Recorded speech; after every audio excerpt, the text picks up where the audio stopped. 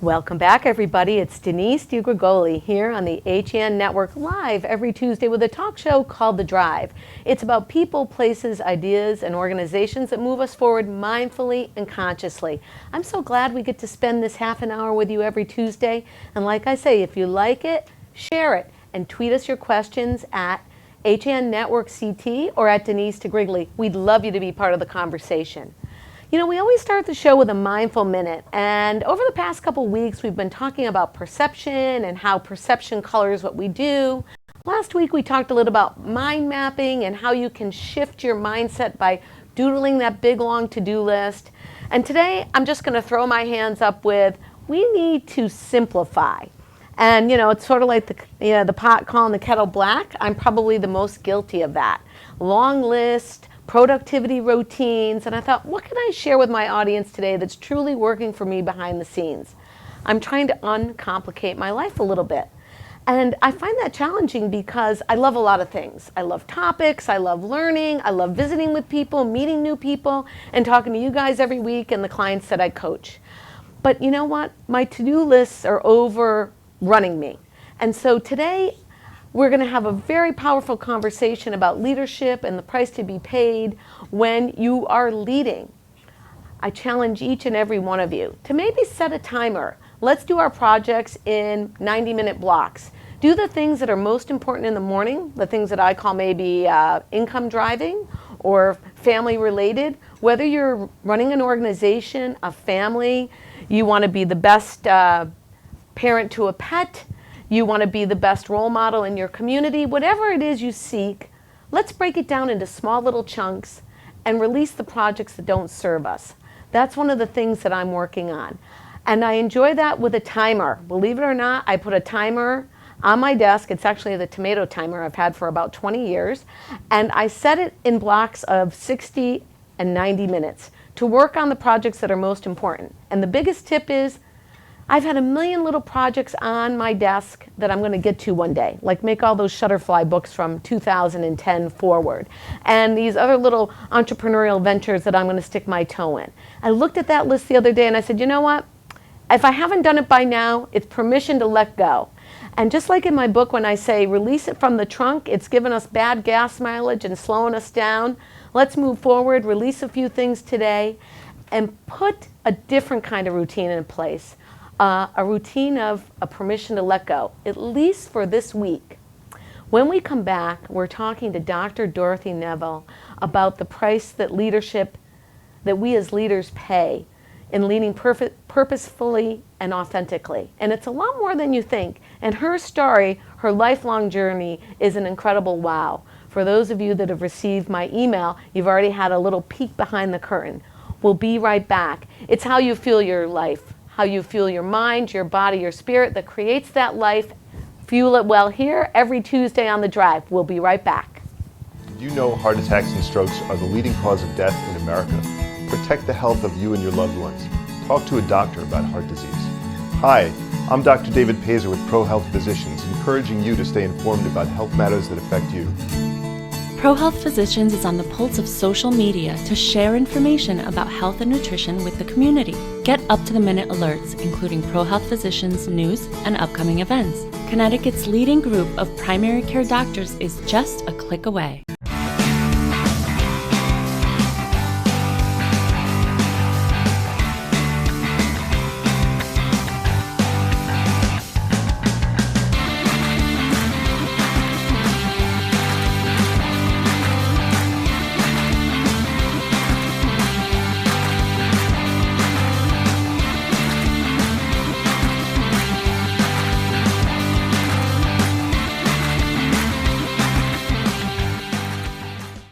Don't have to go far for authentic Neapolitan cuisine and renowned wood-fire pizza.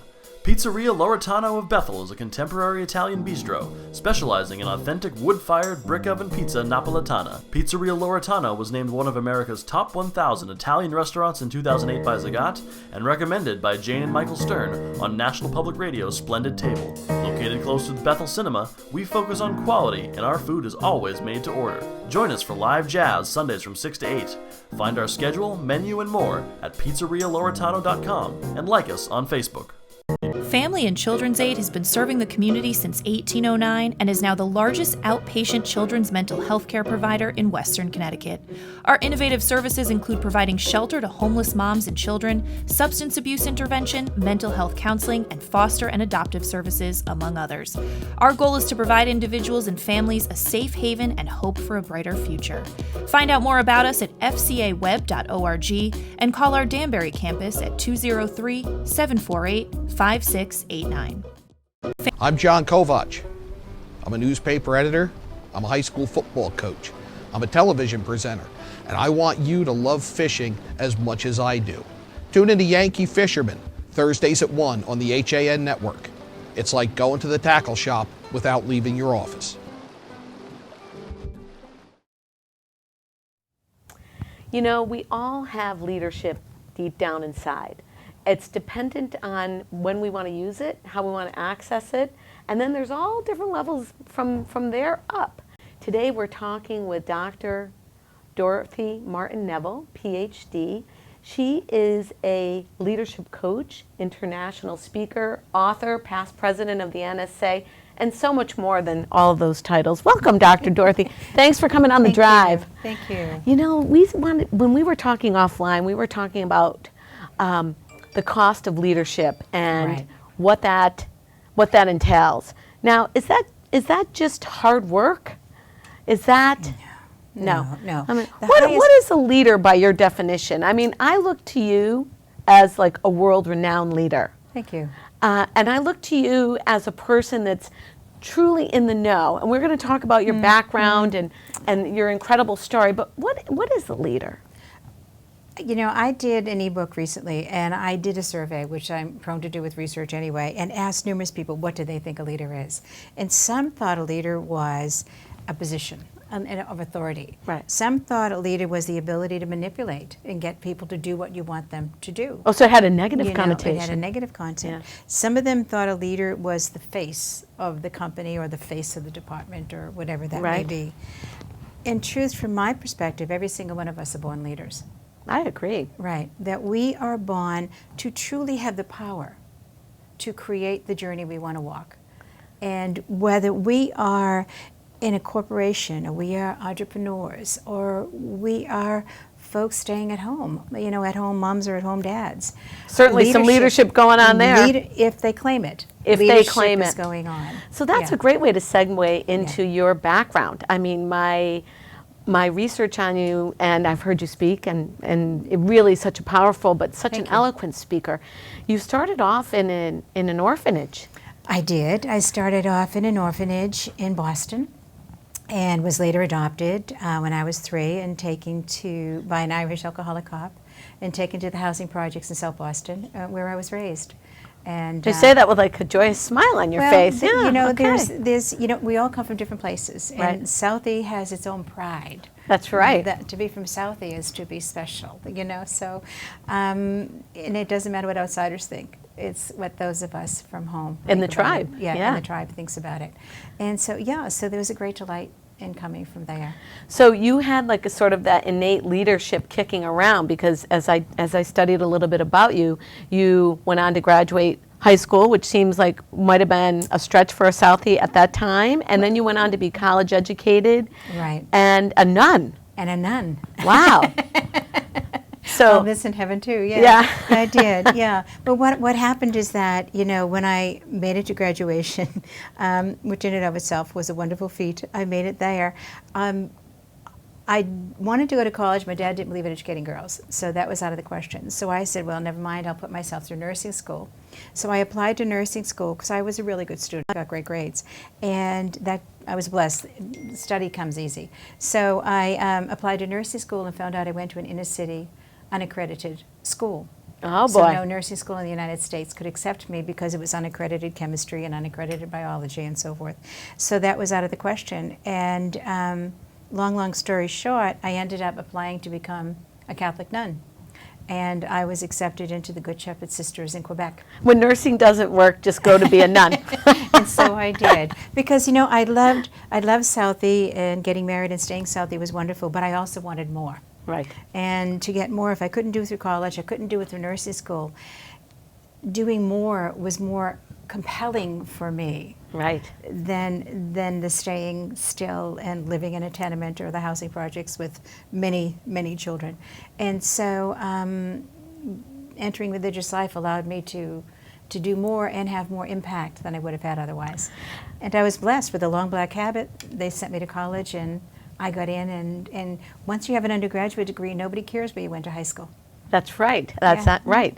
So you switched from, I loved what you said in your website, you took your habit off and you took to the friendly skies as a stewardess, traveling Right. millions of miles around the globe. Right. So I guess from a leadership's point of view, some of our audience members are probably wondering, there's deep, dark things I want to do too. Where does she get the fuel to do that? Why does she do that? Where did it come from? Was it an innate flame that was there? Was there a mentor? Was it just part of your composition? Did somebody recognize it in you? What made you?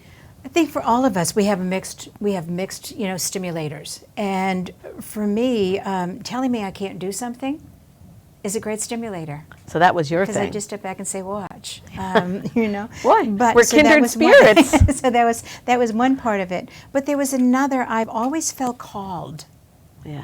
to do more, to give more, to be more. And so with that calling to always become and do more, settling was never an option for me.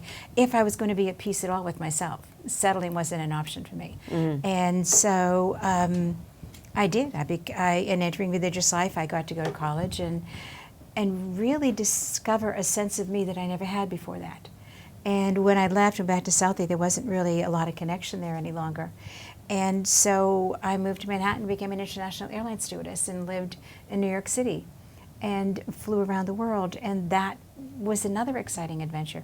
But always there was, now I get to see the world. Before I got to see the inner world, now I get to see the glory of the outside world. Did you have any fear through all these transitions? Because again, my audience, we like to try to take the audience on a journey so that if they're stuck somewhere, your story or any of the guest stories will move them out of that place of being stuck. So There's always fear. There's always fear. I had never known a woman who'd gone to college.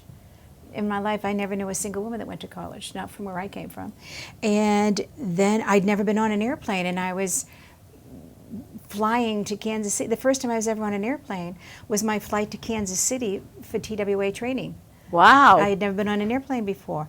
So yeah, that was pretty darn scary, looking at that thing way up in the air, and I was going to get on one. So yeah, there's always fear. I don't care who we are, I don't care what we're doing. There's always fear, but fear can become permission to stop.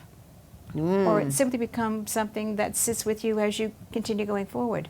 Yeah. It has the power you give it. I don't, I recognize it.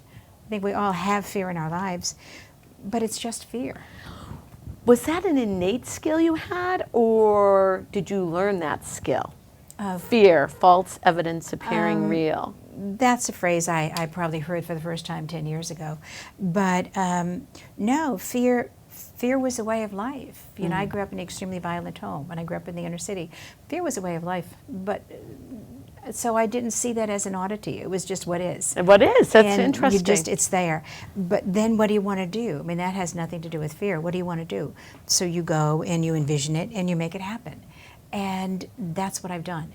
And so getting out there, I was an airline stewardess, and I eventually got married and moved to Windsor Locks in Windsor, and commuted on Pilgrim, this little prop job, this little airplane, from Bradley over to Kennedy, and would fly, get on my big 747s or whatever I was flying at the time, or 707s, and take off and go to some country and have a ball, and then come home and get on a little plane and fly back to Bradley and Quite be a home for a life. few days. I've been blessed beyond words.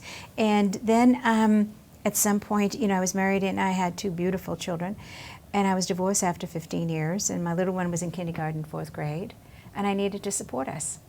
And so I got my master's and became a therapist in private practice, and was really, really blessed that while I was in private practice, I had no idea how to get a practice going. How do you let people know you're doing what you do?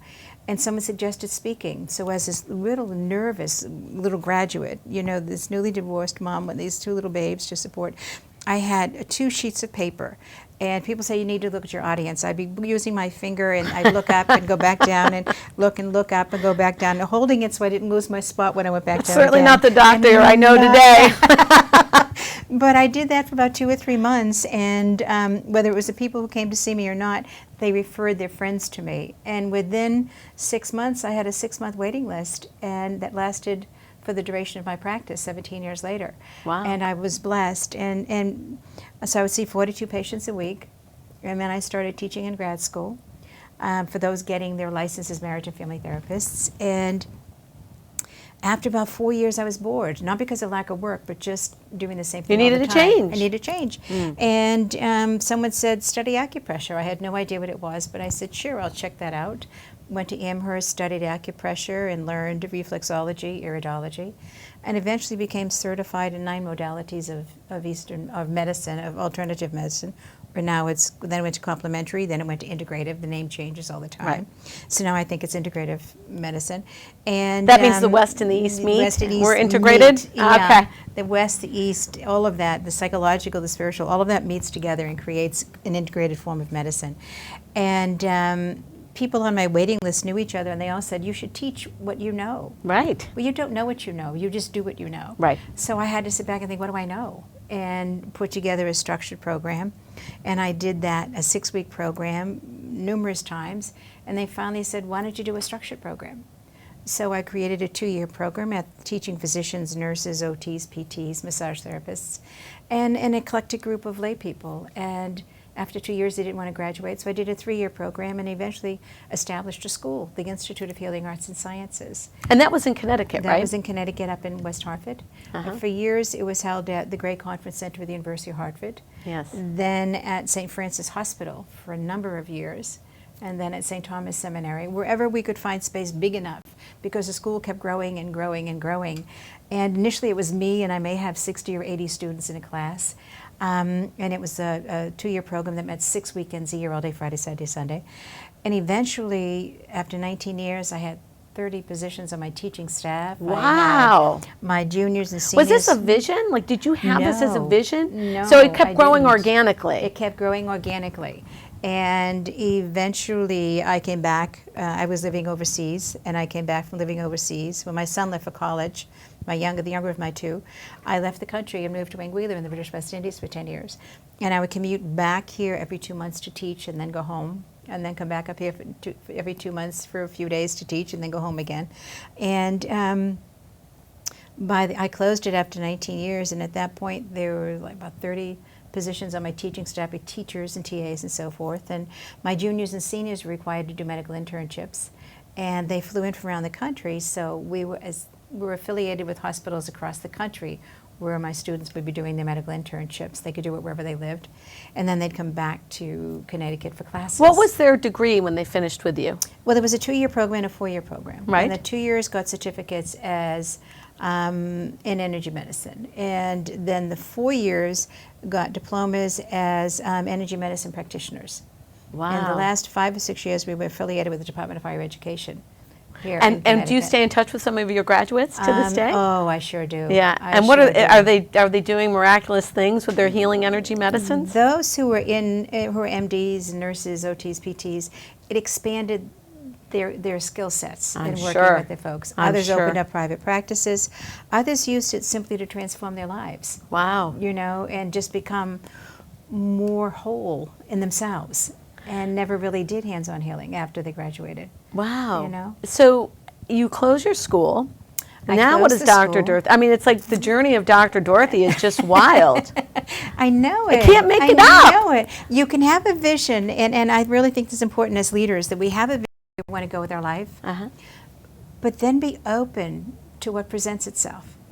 Right. Because if we have a clear vision and we're open to our journey and you're moving forward, you'll notice that if you step out of will, when you're in will, I'm going to make this happen, I'm going to make this happen, you oftentimes miss all of the things around you. When in intention rather than will, you know what you want, and you walk forward in making that happen, eventually you end up saying you've outgrown your dream. That dream was perfect for the woman or the man back here. That is a key point, because I think some people hold on to their dreams too When they've long, outgrown it, and they've and it's- outgrown it. And then so they how do wonder- you know? Because it doesn't work. Because You it doesn't know, work. We have to be ready to recognize that no matter what our dream is at the moment, it's our dream at the moment. And we will outgrow that. That kind of speaks to what we started with, permission to let go in the mindful minute, right? What doesn't serve you anymore? I'm getting the signal from our friend Kate that we're going to take a quick break, and we're going to be right back, and we're going to learn more about what we can do as leaders to be more in our authentic shoes and take care of ourselves, and the price that we do pay when we don't. Not only to ourselves, but to others that we're leading. And the highest cost of success is so small. People don't recognize it because it's so frightening. Are you going to hold it as a secret till we get back? As a secret. All right. This is a great show, and I hope you're sharing it. I saw some of you tweeting in. I'm going to look at your questions in just a second. It's Denise DiGrigoli live here on the HN Network every week with The Drive. It's how you fuel your mind, your body, your spirit that does create that lifestyle you live. Fuel it well. Thanks for tuning in. We'll be right back with more of Dr. Dorothy. Thank you, Doc. Fishing season is fast approaching, so it's time to head over to the dock shop and get your gear in order. We're now offering bait in both Darien and our Westport location. The dock shop can service and repair your rods and reels, spool up new line, and fill any empty space you might have in your tackle box. Whether you're a fisherman, boater, or beach bum, the dock shop is a unique place to shop. The dock shop, 51 Tokenique Road, Darien, 609 Riverside Avenue, Westport, dockshop.com. Spring has sprung at Walter Stewart's Market, and we're celebrating the new season with fresh takes on spring. From the finest produce around to guaranteed fresh seafood delivered daily by the best local supplier. Not only are we your time-saving one-stop shop for everything you need this season, our personable team is always ready with a helping hand. Shop Stewart's for the best of spring. Find us at 229 Elm Street, New Canaan, or shop online at stewartsmarket.com. If you've ever thought about owning a motor coach or learning about what it's like to travel the open road in superior style and comfort, then contact Dave's RV Center in Danbury, Connecticut.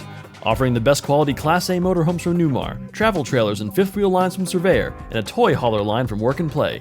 Choose from Newmar's Gas Line, Bay Star and Canyon Star, or from Newmar's Diesel Line, Ventana and Dutch Star. And with unparalleled service and maintenance, Dave's RV is committed to keeping you and your motor coach safely on the road and enjoying it to the fullest. Stop by their showroom, 2 Industrial Plaza Road, Danbury, Connecticut, or call 877-483-3866.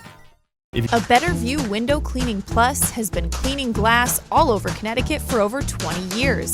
They also specialize in cleaning chandeliers, mirrors, skylights, tiles, and will power wash anything that needs cleaning. They hold an A+ rating with the Better Business Bureau and are fully insured and bonded. When you deal with a Better View, you're dealing with the best, not the rest. Call today for a free estimate, 203-284-8836, or visit them online, abetterviewcleaning.com.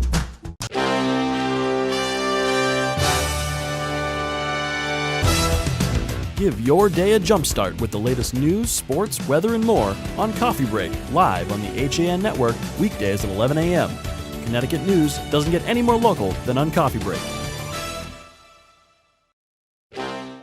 It's Denise DiGrigoli here on the HN Network live every Tuesday with The Drive. Today we're talking to Dr. Dorothy Martin-Neville about transformational leadership and some tips that we can use to move ourselves forward. Your story is just so incredible, Dr. Dorothy. I'm so glad you're here to share it with us. So we were talking off air about staying in the present, right? Staying in the moment, being in the moment, and there's a lot of that going on with mindfulness now. It's something that many of us teach and talk about and share. But what does it really require to stay in the present?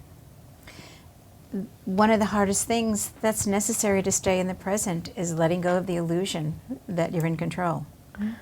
Interesting. You see, to live in the present is to accept that life unfolds as it's going to. So we should never have goals. Would be something my 14-year-old would say if I said that to her. Oh, so I don't need any goals, Mom. Isn't it amazing that no matter what you say, people can interpret it any way their heart desires? Right. All right.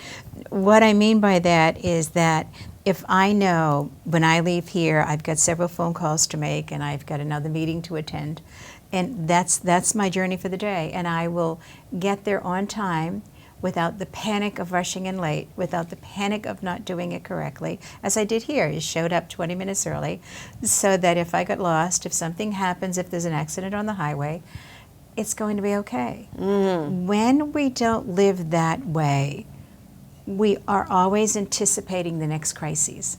we're anticipating the next failure, the next disaster, and we spend our life working hard to make sure that that doesn't happen. Why put your energy into that? Live in the moment, do what you need to do to be at peace in the moment, walking towards wherever your goal is, walking towards whether it's your goal for today or the goal for your life. So some of us, no names will be mentioned at this time, Have a few front load their schedule as serial entrepreneurs and dedicated family people and, you know, people that want to Yeah. make a difference, jam up their schedules with, you know, even in the best cases of deciphering what's important and what's not important, too much. Right. And so maybe we could use some advice or tips on really filtering that out. Like, Right. and I don't want to make it seem so trite as what's important and what's not important. But sometimes we give importance to things that doesn't really fulfill our lives, and it's somebody else's should. Backing up a moment, if you make a choice to live your life at peace, you would never bring in anything that takes that peace away. If I know that being at peace, this is what I can accomplish today, I will never lose that peace. That peace is my governing life value. And so therefore, I may have 2 things, 3 things, depending on how long they are. I may have 14 things, and if all of them are 2-minute things, you know, on my schedule for this morning or for today. And somebody says, I'd love to meet you for lunch, or I'd love to meet you for dinner, or could you squeeze in this meeting? I'm sorry, I can't. What if you are a leader and you've got 50 employees relying on you and revenue is down and there's huge agendas that you need to change, implement, help, assist with, and you're feeling the pressure of leading and things are compromised and you're feeling like the weight of the world is on your shoulders because everyone is relying on you? What do we say to those leaders? Been there, done that. Right. Paychecks have to be made, payroll tax. I've been there, done that. With medical and dental offerings, 401k match, I've been there, done that. What I would say is that the more chaotic you get, the less functional and productive you get. Yeah, of course. All right? So stepping back a moment, looking at all of the things that need to get done. What can I delegate? And usually far more than we believe. Yeah, that's All the right? trick. Yes. What do I need to do? And what can I do to start the ripple effect of getting all the other things accomplished? And let's look at this logically, and let's look at this, and this becomes a practice. You don't do this like this necessarily. Got to change the muscles. It's really developing muscles. Right. That I've got all of this to do. What is going to be the most productive for me? What is going to most help me stay at peace and do what I need to do? And it may mean I work an extra half an hour tonight. It doesn't mean I work until 12 o'clock tonight. It may mean I work a little bit longer tonight. But I'll do that and then delegate what I need, put off what I can, and then go forward. So in the off a line conversation you and I had, we talked about the price to be paid. What is the price that leaders pay when they do that? And what is the price that they pay when they don't do that? Right. My experience is that the hardest part in going forward in our leadership is changing our self-image. The more and more people I work with in leadership have an image of themselves in a certain way. Yeah. And the hardest task for them is changing how they see themselves and changing how they see themselves as leaders. When you can change your view of you, and period, and then your view of you in the world, you let go of so much of the shoulds in your life. That's the first piece. Then it comes down to, why am I doing what I'm doing? My goal is to empower people. I have wanted to do that since I was 5 or 6 years of age. Empower people to create the journey they want rather than living in rage and anger and illusions of victimization. So that's the why. So you were a wise old owl long Wise old before. owl, very little. Yeah. Who'd I want to be? I want to be that powerful, not that controlling, but that powerful person, that wise, powerful person that supports that. How do I do it? That's going to change. Mine did in social work, and then it did as a therapist, then it did as a graduate professor in graduate school, and then a clinical instructor in medical school, and then as the founder of my own institute, and now as an executive coach, you know, as somebody working in leadership, as a consultant, or as a coach, or as a speaker. Taking that across. So what is that? How does that look like? What do you want it to look like? We get so invested sometimes, in my experience, and one of my private clients now worked so hard to push and push and push to get to the top that she got so consumed in the push to the top. The illusional top. Right. Right. That until she got there and could sit in that seat, didn't realize she got lost way back here. And that also, that metaphor applies to Way even back moms, there. right? You want to be the best PTA mom or whatever your definition of that And you is disappear. through the mirrors of what you think you should be. Right. Right. And you disappear in the process. Right. And so for me, to support that person in being a really effective leader Yes. is supporting that person and stepping back a moment and bringing herself back into the picture. Did you ever lose yourself? Oh, yeah. Oh, yeah, I did. Now, did someone have to bring you along, or did you have like an epiphany where you found yourself again? Unfortunately, through these past years, I've had coaches, but many years ago, there was no such thing as a coach. Yeah, right. You know, so it was the realization that I wasn't at all happy, that I wasn't at all at peace. I was doing all the things I was supposed to do, but I had no happiness. I truly had no joy. And it was like I didn't exist. When you have waves of self-doubt, as we all do, no matter how powerfully wonderful we are or not, Yeah? can you give our audience a little tip, like just like a quick little pop shot of dose of Dorothy now, of how to transmute that self-doubt so it doesn't take root and make a giant garden of weedy doubts? Being an expert, and people throw that word out so easily, being an expert truly means I know as much about my field as I can know at the moment. Doesn't mean I'm perfect. Doesn't mean I know everything. Doesn't mean I know everything there is to know or ever will be known in my field. What it says is that I'm really solid at what I do now. All right? When we can take away, I have to be the best, whatever on earth our image of that is, and I'm just the best me I can be today, The best version of you today. that I can be Great today, advice.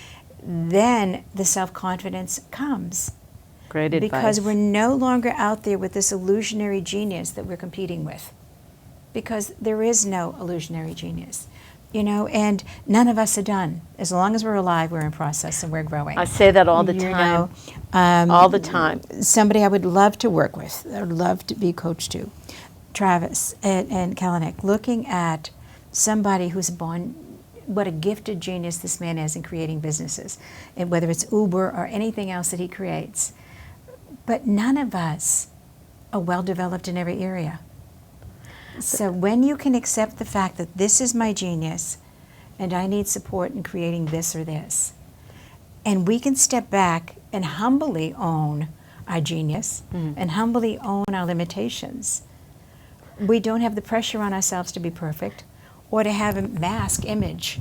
So is there really any price to be paid, or is that an illusion too? Because we're all in development. The price we pay to be a leader, in my experience with the different men and women I've worked with in leadership, is that when I get so focused on being the leader, I lose sight of everything else. Because you're on that one train. Right, because I'm not acknowledging, if I'm in my power, not in control, but if I'm in my true intrinsic power, I already am a leader.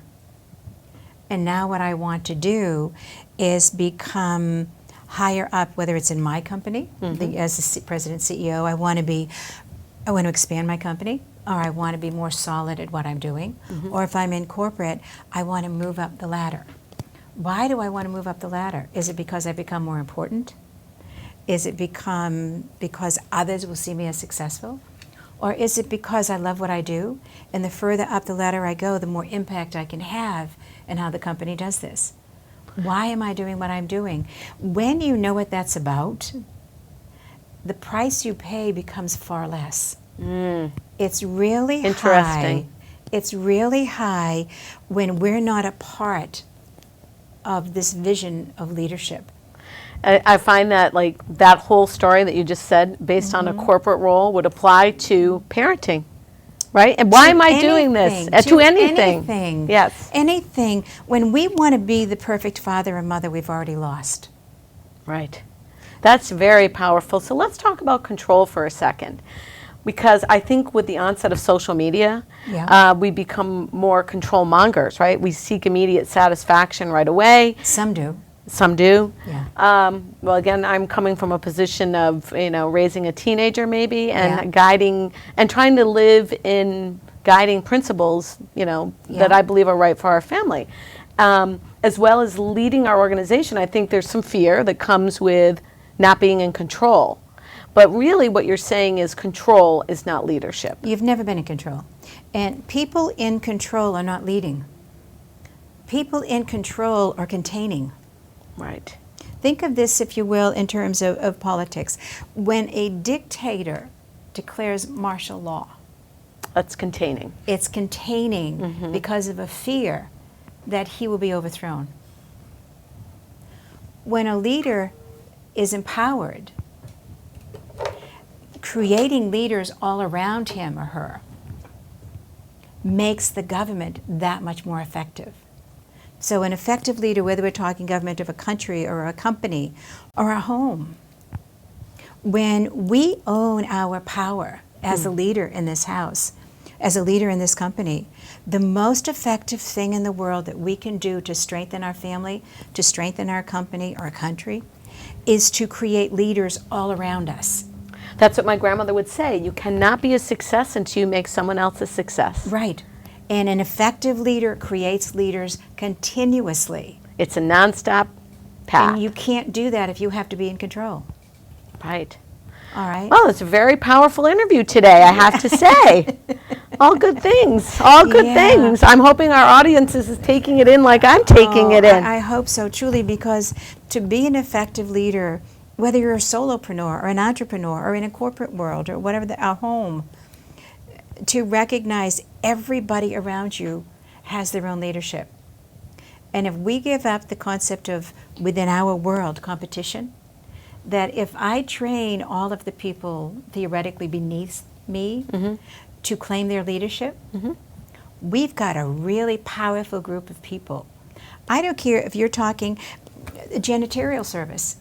If I've never taught somebody what to do if red wine is spilled all over the walls, they just know to clean the floors.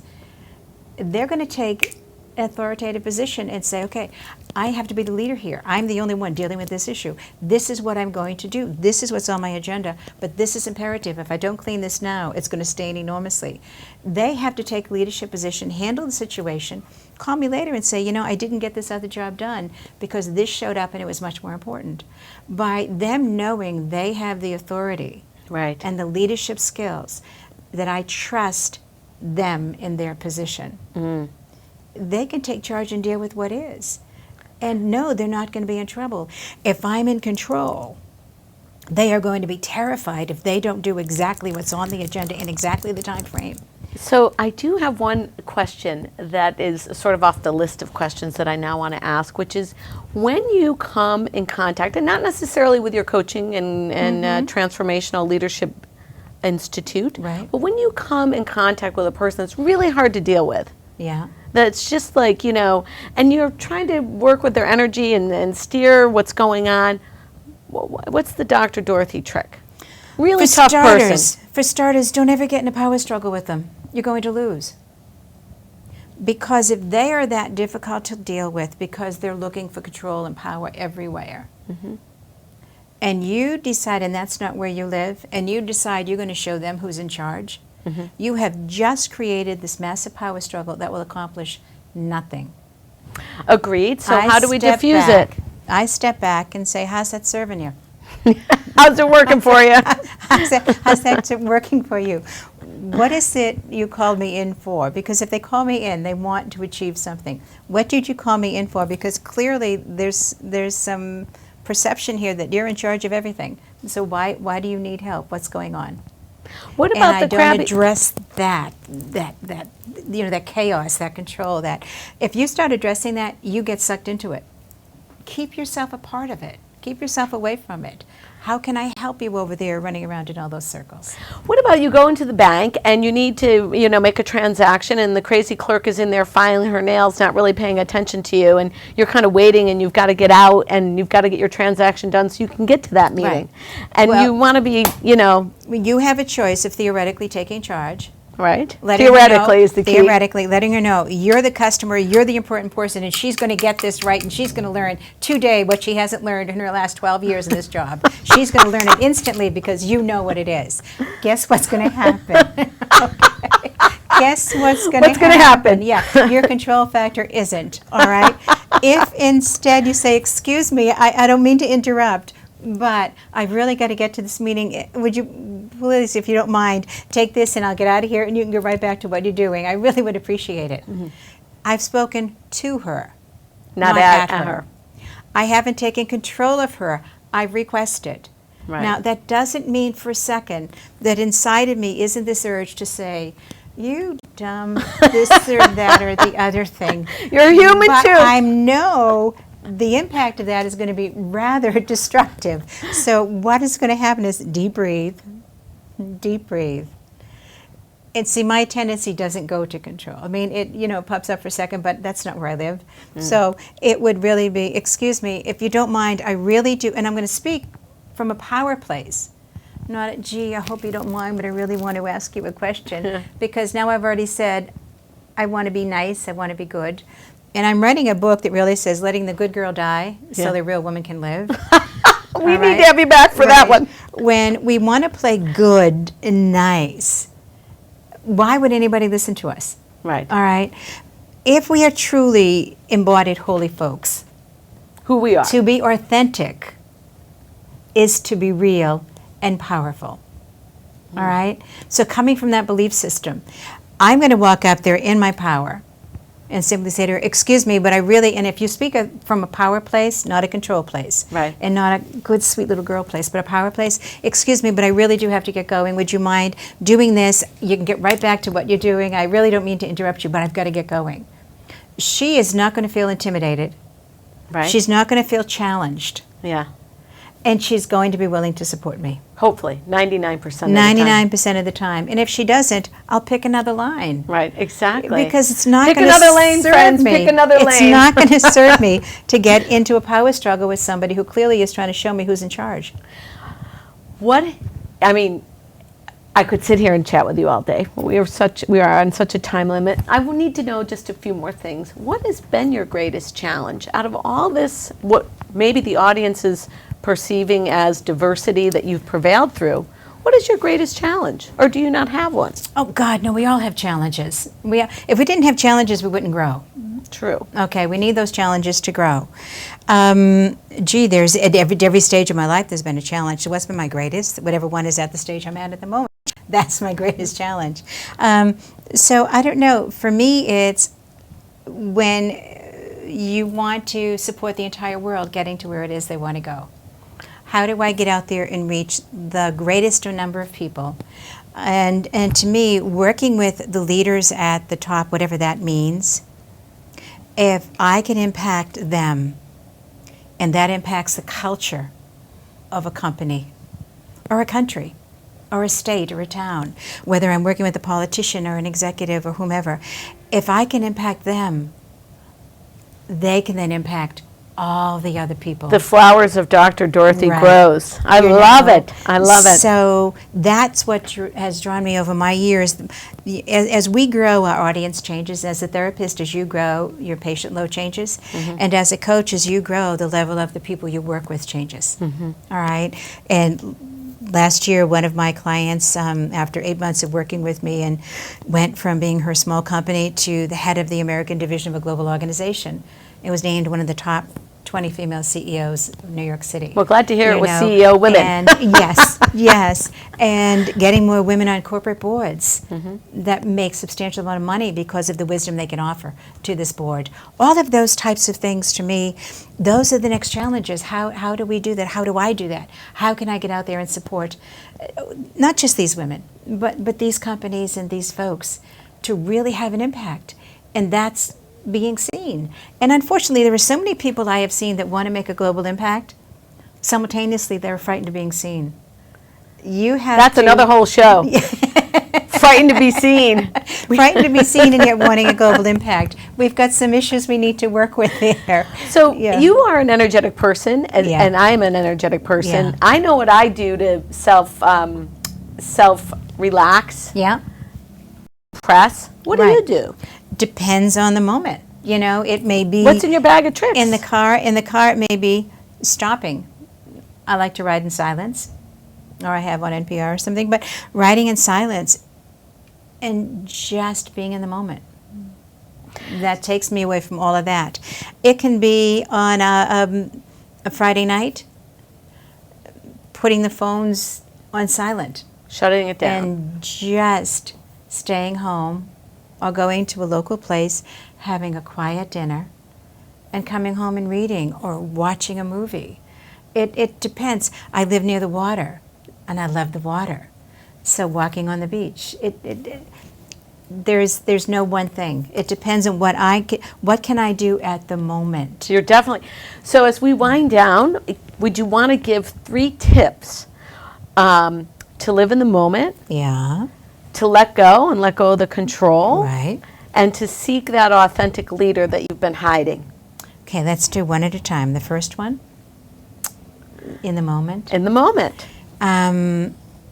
Recognize what it feels like for you to be at peace. One good exercise is that. It's simple, you may know it. Spend 30 seconds tight, tight, tight, tight, tight, and then 30 seconds down. 30 seconds tight, 30 seconds down. Do that for 5 minutes each morning. And you notice during the course of the day when you're doing this, your body automatically does this. It's cellular memory. Your body knows to go from this to this. That's a great tip. Wonderful. I'm going to wonderful try thing that to today. support you. Do that. Do that. It will support you. What was the next? How to let go of control. First, recognize it's an illusion. There's no such thing as control. You can take a 2-month-old or a 2-year-old and put them in the crib to go to sleep. All you can do is put them in the crib. That little one can be up until 2 in the morning. You can't make them sleep. That's an illusion. You can put them in the crib. You can't make them do anything. Yes. So give up the insanity of I'm in control because there's no such The insanity of it, It yes. is insane to believe you're in control of anything because you're not. You can have 42 safety nets around your house, all the cameras, all the whatever, and you have an earthquake. Yeah. I mean, it's an illusion. Right. You're protecting yourself. You have a sense of security. And it may stop some It's teenagers. like the rabbit's foot, right? Right. The lucky You rabbit's know, foot. It's the placebo. It's an illusion, but it makes you feel good, all Right. right? So control is an illusion. Be in your power and recognize, something I read a while ago. The bird doesn't trust the branch it sits on. It trusts its ability to fly. All right? And the last one was leadership. How to unearth that little thing, that little flame, that leader. We are all born leaders. We are all born to take that time. We're called to take that time in that balance between meditation and extrovert, the introvert, the extrovert, the meditation and the social action. We are all called, and look at all of our great leaders, whether you're talking Gandhi or Christ or Muhammad, any of them, there's a balance of meditation and social action. Reflection, and Reflection, conversation. right. And it's knowing that balance. How can I find that within me? What can I do? And claim that leadership that has to come from the inner knowing your why are you here? What's your purpose? Who do you want to be while you're living it? And today, what do you want to do? When people get stuck, I see 18-year-olds saying to me, I don't know what I want to do for the rest of my life. It's irrelevant if you think you know what you want to do for the rest of your life. What do you want to do now? Because the rest of your life is going to be changing and changing and changing. Change is Who good. am I today? What do I want to accomplish today? Who do I want to be today? Because in 10 to 20 years, you will have outgrown today's dream. So true. And Let this, it go. You know, the way I see this is, you have a dream to be a teacher. You go to college, you get that teaching degree, you're in a classroom, and you realize, I don't like this. That dream fit that 18-year-old. It doesn't fit the 23-year-old. So now you've climbed this mountain through the training, the personal growth, through the skills you developed to be there. Now that you're here, you have a vista you never had down here. So now that you're here, you see opportunities you never even knew existed. So now what's your dream? And it's way over there. You've got to get off of this mountain. Be willing to free fall. Know you're going to land on your feet. Go through the training, the development, the awareness, the exposure you need to achieve the next dream. And when you're there, recognize you've got a vista you never had over here. Wow, It's this has endless. been an incredible afternoon. If you want to find more out about Dr. Dorothy, go to AskDrDorothy.com. You can also find Dr. Dorothy on the HN Network channel on demand, our YouTube channel. If you've liked what you've experienced today, I hope you will share. And I hope if you're interested in becoming a guest on the show, you'll also tweet me at Denise DiGrigoli on Twitter or find me on LinkedIn. You can also find me at www.denisedigrigoli.com. It's how you fuel your mind, your body, your spirit that creates the life you live. I think today, the one thing we're leaving with is just let it go. Yeah. And enjoy the vista. And what's your next dream? Thank you, Dr. Dorothy. I hope you'll join us again. Welcome. Thank you so much. Okay, guys, it's a wrap. We'll see you next week here on The Drive, HN Network. Thanks so much for tuning in. We just talk nonchalantly.